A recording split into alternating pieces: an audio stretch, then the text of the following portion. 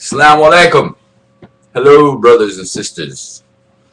On this video, I was just thinking to myself, Allah forgive me, but sometimes when people get to speaking ignorantly, which by definition means without knowledge or lacking understanding of a subject, in other words, people who run their mouth without knowing what they're talking about, sometimes I want to say to these people, shut up.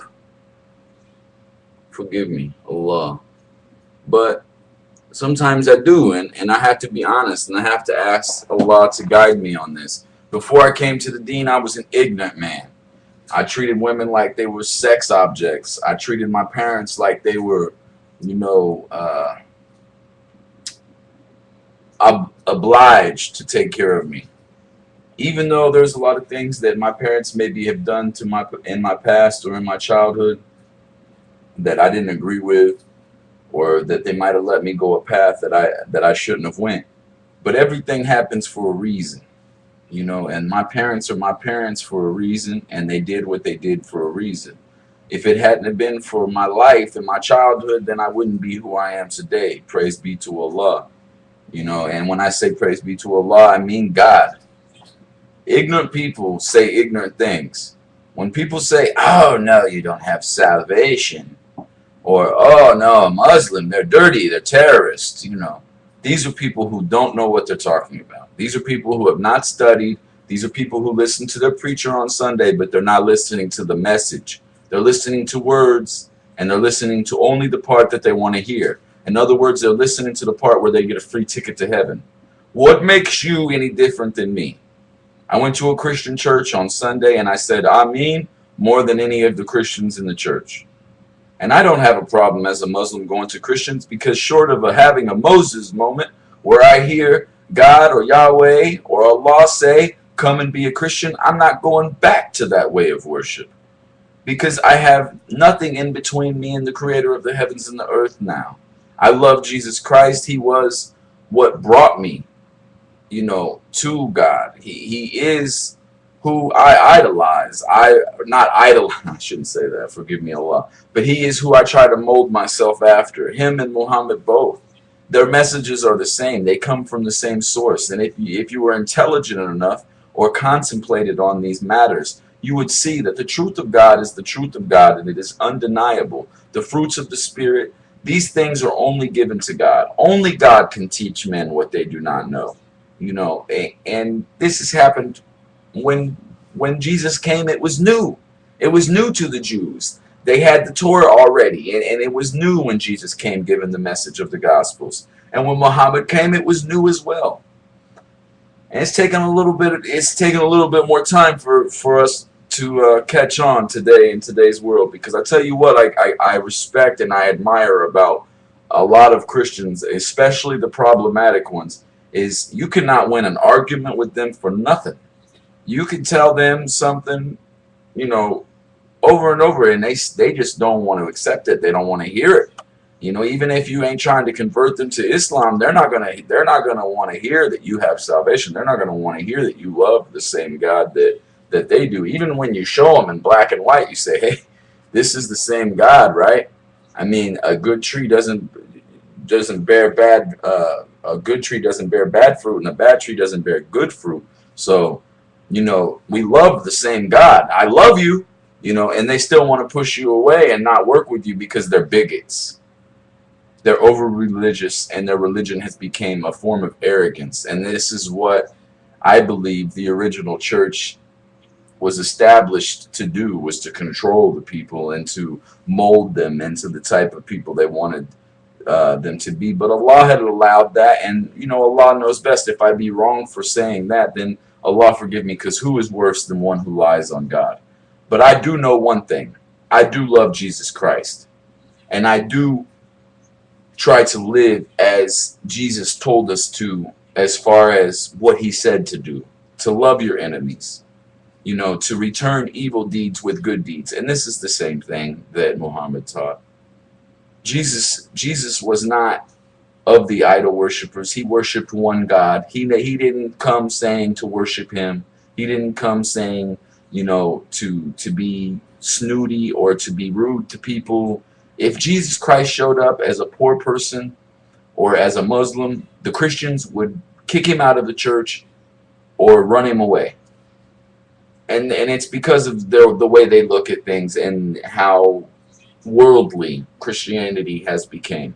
A lot of Christians are good-hearted, truthful, spirited worshipers, but at the same time, they can't accept another person that loves the God that they love, and they won't ever. A lot of them won't ever. I know some that do. I have a lot of good Christian friends, and shout out to you guys. God bless you guys for being intelligent enough to understand that if I love you, you should love me regardless if you think I'm going to the hellfire. Because hey, if I'm going to the hellfire, it's not on you, right? You're covered. Just like if you're going to the hellfire, it's not on me. I'm not going to be asked about what you did. I'm going to be asked about what I did. All I can do is love you and treat you with respect, just like the Creator told us all to.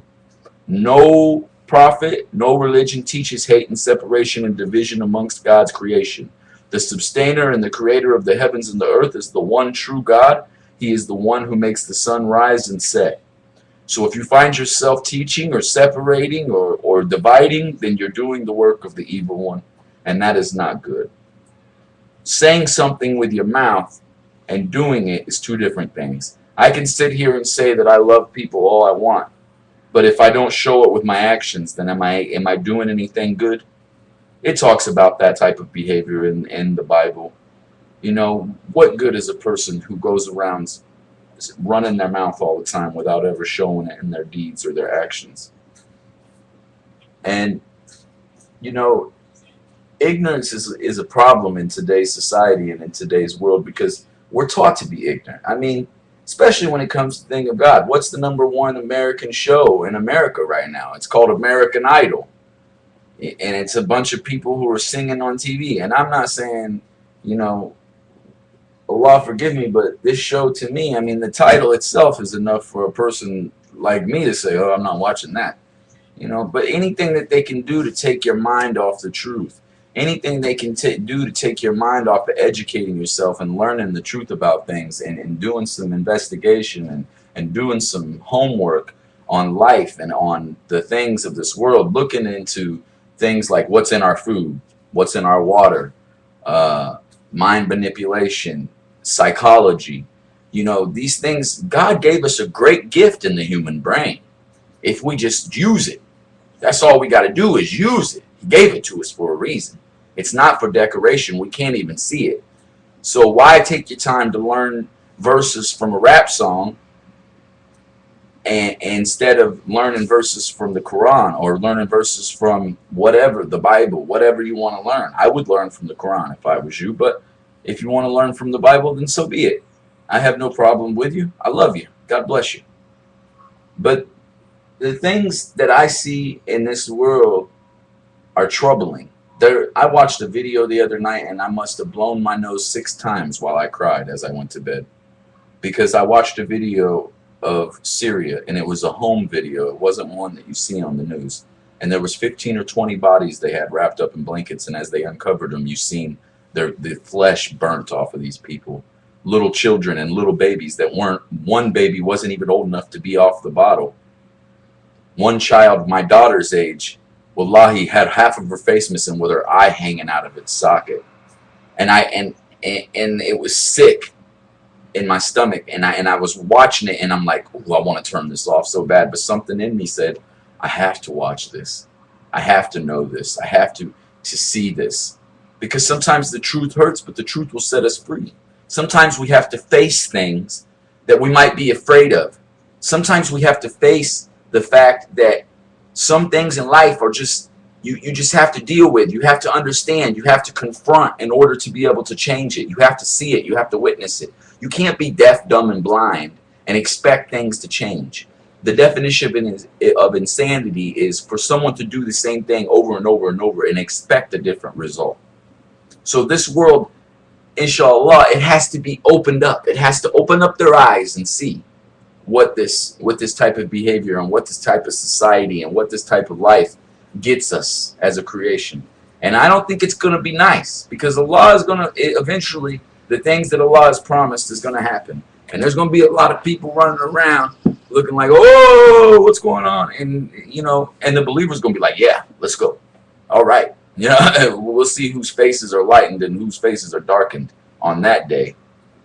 You know, and the people in Israel, them are not God's chosen people. They're committing Nazi apartheid things on these people in Palestine. They've taken their homes, you know, and these people were all over the world. Then they went to over there in the Holocaust, and that was a terrible situation. I'm not going to deny that.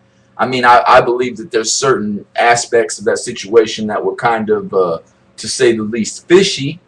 I believe that it might have been something to create that situation where they created the state of Israel purposely, you know, just like any other event that's happened, and it's always been orchestrated. But hey, you know, that's a conspiracy theory, right?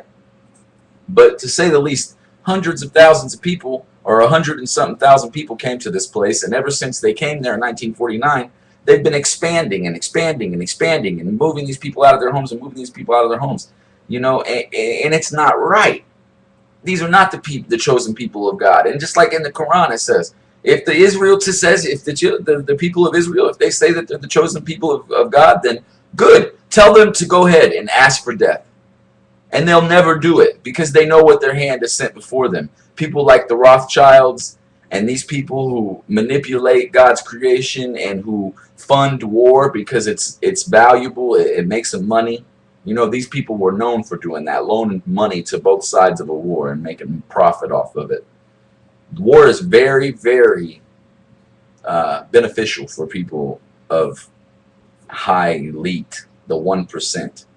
And that's why they always focus on war. They focus on war, blah, blah, blah. It's always got to be something. It's got to be a war on drugs, or a war on terror, or a war on this, or a war on that. War on the truth. How about that? How about you tell us the truth? And any politician that's running, I ain't voting for them. Because if they were truthful, then they would tell us what's in our food, and they would tell us what's in our water, and they would tell us the truth about things that happened in the past. But they don't do this. So I know that they're liars, because they tell half the truth. And it's not their fault. They're puppets. You know, they get manipulated and pulled around on strings and danced around by these conglomerates and these big organizations and these people of high rankings. Like, you know, our government is all of our governments are a joke. They're all sellouts. They don't care about us. We're undesirables. We're beneath them. We're the scum of the earth. You know, this kind of behavior. But they say, oh, we're for the people. Well, if you're for the people, then do something for the people. If you're for the people, then why ain't you fighting with the people for the truth? Why ain't you doing what Martin Luther King did and what JFK did? Probably because you don't want to wind up what happened to them, dead. You know, and they used to have to kill people who told the truth. But now, people think people who tell the truth are crazy. We need to wake up.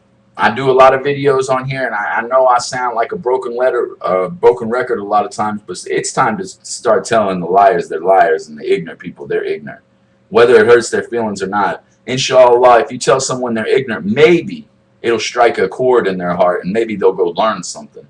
We need to put down the PlayStation and the iPod and the hip hop and the alcohol and the fornication and all of the things that we're doing, and we need to educate ourselves. If you could spend that much effort and that much time into doing that, at least spend some time learning about God or learning about the truth.